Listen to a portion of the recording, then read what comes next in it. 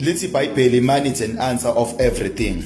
Imali iyimpendulo yakho konke, but money is not an answer of everything with your empty mind. Money is not an answer of everything with your empty mind. Uma ingqondo yakho i-empty ingenalutho, imali ayiyona impendulo yakho konke.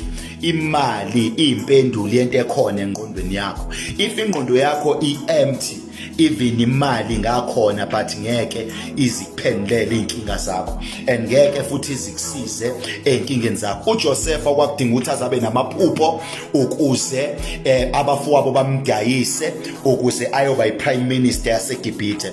Ukuze kufezeke iphupho lika Joseph kwadingakala ukuthi uJoseph abe na something engqondweni yakhe, akabe nokuthile engqondweni yakhe ukuze abafowabo basebenzise imali to sell uJoseph.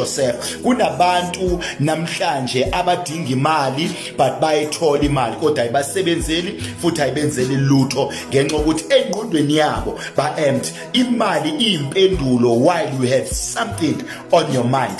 Qaphela lokhu sengivala.